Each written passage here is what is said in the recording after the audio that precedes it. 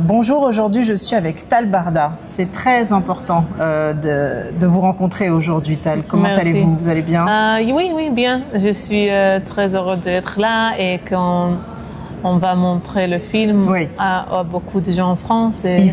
Il faut que beaucoup de gens le voient. Ce film, ça s'appelle Un médecin pour la paix. Vous avez rencontré un médecin extraordinaire, un homme remarquable, Izdine Belayish, qui a perdu 3 filles et une nièce en 2009. Et vous avez préparé un film assez extraordinaire, très émouvant, très universaliste sur la paix. Le titre n'est pas choisi par hasard. Donc, comment est venue votre envie de faire ce film et combien de temps ça a pris?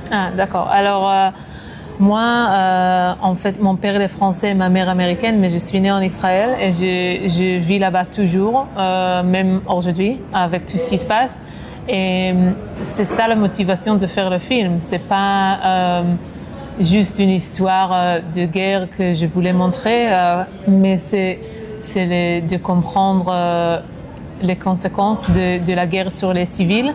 Et surtout avec l'histoire du médecin que j'ai trouvé que son message est tellement important aujourd'hui.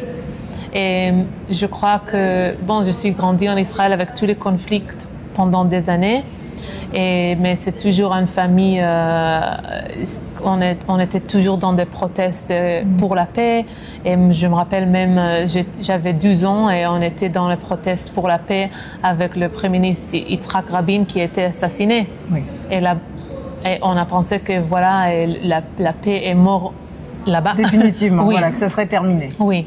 Mais puis après, quand je connais l'histoire de médecins, comme beaucoup de gens en Israël, mais je l'ai vu à la télévision en 2028. 18 Oui, pardon. Pas de problème. 2018. On est pressé d'avancer. Oui, 2018. Et j'avais l'impression que j'avais beaucoup de tristesse de le voir, mais aussi d'inspiration. Comme il a parlé sur le message qui est existentiel pour tous les gens sur la planète, qui est « Je ne haïrai pas ». Qui est issu d'un livre, Je ne haïrai point. Son livre qui a eu beaucoup de succès, dans lequel il dit que la haine n'est pas la solution. Oui, exactement. Alors, je lui ai écrit que je voudrais le raconter. Lui, il était à Toronto. Moi, non, mais je dis je viens à Toronto parce que je voulais aller pour le voir. Et je suis allée chez lui et j'ai pleuré pendant 2 heures, je crois. Je n'arrivais pas à parler. Lui, il m'embrassait et tout. Il m'a dit mais on n'a pas une autre solution que d'essayer de trouver la solution ensemble. Et ça a pris beaucoup de temps de commencer à filmer, qu'il a confiance en moi. Et on a parlé qu'on veut avoir une équipe qui est aussi des Palestiniens et aussi des Israéliens, qui aussi, c'est pas facile de faire. Je crois que c'est beaucoup plus facile de dire c'est où vous et c'est tout. Et regarder les uns les autres comme des ennemis. C'est beaucoup plus facile de vivre comme ça. Et, la paix, ça demande du courage. Mais je regardais après, je dis, mais la paix, on ne fait pas avec des amis. La paix, on fait avec des ennemis, parce que c'est ça qu'il faut faire. Et surtout après tous les événements du 7 octobre, tout ce qui s'est passé. Et alors, on a commencé à filmer 4 ans. Il y a 4 ans. Il y a 4 ans et demi. Il y a 4 ans et demi. Donc on était très très loin de la date du 7 octobre. Et le film sort maintenant. On tourne aujourd'hui cette vidéo à l'Institut du Monde Arabe. C'est symbolique. C'est vraiment super d'être ici avec vous pour justement convenir du fait que la haine n'a pas de sens. Et on sort de votre film dans cet état-là. Vous avez pleuré avec lui pendant 2 heures. Nous, quand on regarde le film, vous avez dû voir les réactions des spectateurs. On est abasourdi parce que on voit la résilience du monsieur. C'est un mot maintenant qu'on dit beaucoup qui n'a plus de sens, mais lui, il lui donne du sens. Il arrive sur le corps chaud de ses filles à dire la paix. tout de suite, immédiatement. Vous avez déjà rencontré, vous êtes documentariste, vous avez fait des études de cinéma, Tel Aviv d'ailleurs. Vous avez déjà rencontré des personnalités comme ça, capables, en pleine guerre, de d'abord penser à l'humanité et au collectif? Non, je crois que j'ai jamais rencontré quelqu'un comme lui. Quand je l'ai vu, j'ai dit non, ça va être un film de Martin Luther King pour le Moyen-Orient, quelque chose comme ça. Et quand on a commencé, je dis mais c'est quoi? Le film, c'est de quoi exactement? Parce que oui, il y a cette histoire, mais après, je veux suivre lui et c'est sa famille, même à Gaza, même à Toronto, et comment il peut continuer à vivre avec tout ce qui s'est passé, mais chaque jour relever et dire aujourd'hui je vais continuer à combattre pour la paix. Oui, exactement.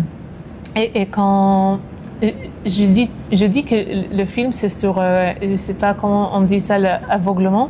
Oui, l'aveuglement. Parce que je crois que c'est ça qui se passe maintenant partout. Oui. Et les gens ne veulent pas vraiment voir ce qui se passe de l'autre côté.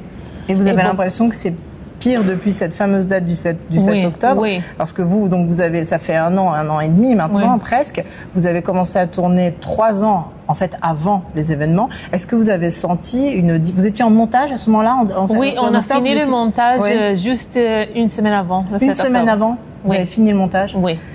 Alors, donc vous avez le film en vous depuis 1 an et demi. Oui. Est-ce que vous sentez une différence dans la façon que vous avez eu de filmer les événements, de montrer la télévision israélienne? Comment est-ce que les journalistes ont réagi? À un moment donné, une journaliste qui dit c'est ridicule. Ce qui se passe, l'acharnement de l'État israélien est ridicule. Et donc on sent qu'il y a une envie de coopérer et d'être d'abord des frères. Et est-ce que vous avez maintenant, au bout d'1 an et demi, vous sentez une différence, un apaisement ou une colère, quelque chose de plus compliqué? Oui, c'est beaucoup plus compliqué aujourd'hui. Et je trouve que quand on a sorti le film, c'était pas, on a fait juste comment on dit, projection du film. Une projection, bien sûr. Mais pas avec la musique, c'était pas fini complètement, mais c'était à le Forum de la paix à Normandie. C'était le 29 octobre. Je suis allée avec moi, les médecins, et il y avait 2000 personnes, quelque chose comme ça. Et on a montré le film et je suis rentrée là, et après, ça arrivait le 7 octobre. Et je dis, mais ok, je vais jeter ce film à la poubelle, parce que je dis, mais comment on peut parler maintenant de la paix? C'est juste de la haine partout. Et même beaucoup de gens ont mort, et ça commençait en Israël et après ça continuait à Gaza. Mais je dis, mais cette histoire, ça n'a rien à voir avec la réalité maintenant. Oui. Et je parlais au médecin, il m'avait dit que 22 de ces familles ont été morts après le 7 octobre. Mais il m'avait dit, mais maintenant c'est 5000 morts. Mais on va avoir 50, il a dit ça, 50 000. Et on va trouver que la solution, c'est la même chose. Il faut arrêter l'armée, il faut arrêter de tuer, il faut arrêter des extrémistes qui vont tuer les Israéliens, les Palestiniens, partout. Ça ne va pas aller. Oui, c'est ça. Et après, quand il m'a parlé de ça, j'ai dit, OK, mais alors le message est même aujourd'hui plus important qu'avant. Voilà. Vous avez retardé la sortie du film? Oui. On a attendu un peu. Après, on a dit qu'il faut ajouter quelques minutes à la fin du film pour montrer aussi qu'est-ce qui s'est passé avec Hamas le 7 octobre, qu'est-ce qui s'est passé à Gaza. Mais après, ça continue. Ça fait 1 an et demi que ça continue. Et on a sorti le film il y a 1 an là. Il y a 1 an, oui. On a commencé à Copenhague. Mais après, je suis allée avec le médecin. On était partout, à Taïwan, Nouvelle-Zélande, Japon, Pays-Bas, Allemagne. On va ensemble. On essaye d'aller tous les deux et parler de l'espoir. Parce que c'est un outil maintenant. Le film est un outil pour ça. Oui.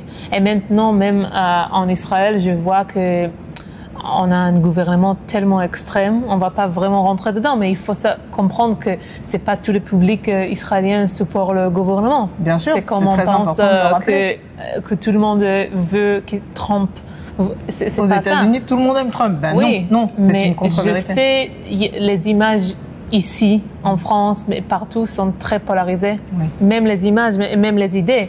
Et personne ne comprend pas que nous, on va toutes les semaines dans les protestes qui sont contre la guerre. Oui. Il y a 60 associations de paix en Israël, des Juifs, des Arabes, des musulmans, des chrétiens qui essayent de changer la réalité. Exactement. Mais c'est très difficile parce qu'on est un Premier ministre qui veut que la guerre continue parce que comme ça, il reste au pouvoir. Oui, tout à fait. Et c'est ça. Mais je dis c'est très difficile et même je crois que dans le film il y a des images de Gaza qui n'existent plus. Oui, on a tourné. Bien sûr, bien sûr, vous avez tourné il y a un moment maintenant, il y a eu 1 an et demi qui est passé, on croirait un espace-temps différent. Oui. Donc oui, en effet, c'est une archive maintenant votre film. Oui. C'est une archive, c'est ça. C'est quelque chose qui raconte une époque. Et aujourd'hui, comme vous le dites très bien, l'époque est si clivée qu'on aurait l'impression qu'il arrive trop tard. Mais en fait, moi, j'ai le sentiment qu'il arrive au bon moment. Parce qu'il y a une obligation à ouvrir les yeux, même du côté des extrémistes. Parce que il y a quelque chose de fraternel entre lui qui est palestinien et vous qui êtes franco-américaine et israélienne. Vous avez fait vos études là-bas. Vous êtes de tous les continents et vous apportez une voix très importante et il n'y a pas de pathos à aucun moment. Donc ça, vous avez fait attention justement à être le plus proche possible de la réalité. Oui, c'est vrai. C'était difficile à écrire. Et pour moi, je crois que je devais choisir à un moment donné qu'est-ce qu'on va mettre dans ce film. Alors c'est je sais pas, 40-50 ans de conflits, même plus depuis que je suis née. Alors j'ai 42. Alors depuis que je suis née, c'est les conflits. Alors il y a énormément d'événements actuels qui se passent. Qu'est-ce qu'on met dans le film sur la frontière de Palestine et Israël et tout ça. Et à un moment donné, je dis mais j'ai décidé de faire le film sur ce médecin. Voilà. Alors toutes les choses qui se passent, qui est je sais pas en direct, en contact direct avec lui, il faut mettre. Et les autres, on laisse pas dans le montage. Oui, je comprends. Mais c'est difficile de comprendre qu'est-ce qu'on va mettre vraiment de tout ce qui se passe. Alors, par exemple, l'élection de Hamas, on a dit il faut mettre, mais quand je savais que lui, il a essayé d'être électionné contre Hamas, je dis non, mais c'est un événement qu'il faut monter aux gens que lui, il a essayé de changer quelque chose avant. Il n'a pas réussi, mais il y a des gens comme lui. Oui, il a été nommé 5 fois pour le prix Nobel. Donc il y a quelque chose d'assez unique dans la façon qu'il a de se battre. Il y a aussi cette forme importante dans le film, vous racontez bien, le rapport aux médias, la façon dont il connaît très bien ce journaliste qu'il appelle en direct. Ça a changé la donne aussi. Donc c'est une personnalité particulière qui avait un réseau particulier et qui lui a permis de faire entendre sa voix. Donc c'est ça qui est intéressant, c'est s'intéresser à cet homme-là pour comprendre un peu qu'il y en a d'autres comme lui, mais qui n'ont pas forcément le micro tendu. Lui, il l'avait. Oui. Et c'est aussi que quand j'ai rencontré Shlomi Eldar, le journaliste, il m'avait dit que Izaldine était tellement, comment on dit, chaleureux avec lui. Oui. On peut dire ça. Et quand la guerre a commencé à 2009, alors c'est dans le film aussi, mais ils ont fermé les frontières pour les journalistes. Et Izaldine, il a dit, Shlomi, il a dit oui, j'appelle un ami à moi qui habite là-bas. Et il est devenu comme un journaliste. Alors c'est un homme qui voulait être dans la politique, il pouvait être un journaliste, il est un médecin, il est un père de 8 enfants, il a beaucoup de qualités de quelqu'un qui pouvait vraiment changer quelque chose dans le monde. Mais je vois, et on voit malheureusement que maintenant, c'est beaucoup plus extrême qu'avant. Oui, ça s'est clivé, ça s'est coupé. Oui. Et l'extrémiste des deux côtés peut continuer à jouer, à essayer de jouer le jeu de justifier, ou comme on dit, la justification de ce qu'il fait. Leur problème, leur lutte. Oui, mais c'est juste une fantaisie qu'un peuple va disparaître. Comment on dit? Will disappear. Oui, disparaître un peuple qui ça n'arrivera pas. Non. Alors il faut comprendre que si on n'a pas la liberté et égalité et sécurité de tout ce qui habite là-bas, les Israéliens et les Palestiniens, personne va être, comment on dit, serein et en paix, oui, et voilà. sécurisé. Sécurisé. Et c'est un pays, je peux dire, qui est très joli et magnifique, mais tellement torturé. Oui. Mais le futur est totalement lié, les deux peuples. Vous avez de l'espoir, vous êtes optimiste sur la façon dont les choses peuvent évoluer à court terme ou à long terme. Ce film est un film d'espoir. Oui, oui, mais ça dépend quel jour je me lève. Oui, parce que c'est difficile. C'est difficile. Il y a beaucoup de gens qui sont partis même Israël parce qu'ils sont contre le gouvernement. Ils ne veulent pas vivre avec tous les sirènes et tous les roquettes. C'est pas du tout. Et il y a les autres. Mais nous, quand on a décidé de rester, je dis... il faut combattre, c'est pas juste vivre, travailler, faire des choses comme tous les gens. Et on est toujours, on participe dans toutes les choses qui se passent, qui est contre qu'est-ce qui se passe maintenant. Alors, mais quand même, il faut dire que oui, j'ai l'espoir. Je crois qu'être là et que le médecin, il arrive et que le film sort, ça veut dire qu'il y a quand même des gens qui veulent penser différemment. Oui, complètement. Donc c'est vrai que c'est le film est en avril dans les salles. Il faut aller le voir. Il faut soutenir cette créativité-là parce qu'un documentaire, c'est une porte vers la réalité. C'est pas une fiction. Vous auriez pu faire une fiction. Hein, non, vous avez été vers la réalité. Donc c'est quelque chose qui se raconte à cette époque. Donc pour ça, moi je vous dis merci. C'est très beau. Il faut vraiment aller le voir. Et vous avez déjà une idée de ce que, après avoir fait un film comme ça qui vous marque comme ça, qu'est-ce que vous avez envie de traiter? Qu'est-ce que vous avez une idée de prochain film que vous voulez faire? Oui, alors derrière ça, c'est pas facile. Hein. Oui, oui. J'ai commencé entre-temps aussi. J'ai fait un film qui sort maintenant à la télévision en Israël, qui est sur les plus grandes prisons en Israël. Et c'est aussi, je dis que je cherche toujours, je crois, les sujets qui sont un peu cachés, qu'on ne veut pas le voir. Et c'était la même chose avec Gaza. Pendant des années, les gens ne veulent pas regarder ce qui se passe.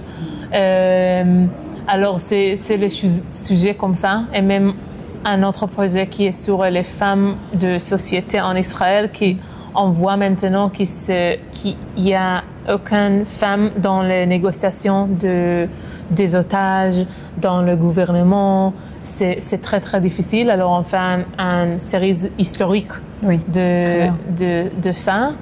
Et oui, j'espère que les gens vont venir voir le film. On a déjà gagné, je crois, 6 prix internationaux. Et j'espère que ça va avoir l'impact aux gens, même si c'est français, mais même ailleurs, de tout le monde, avec ce message. Oui, qu'il y a une communion internationale autour de ce que vous dites, et ce que vous dites, vous le dites bien. Donc, merci beaucoup. Et puis, à bientôt, et rendez-vous dans les salles dès le 23 avril. Merci.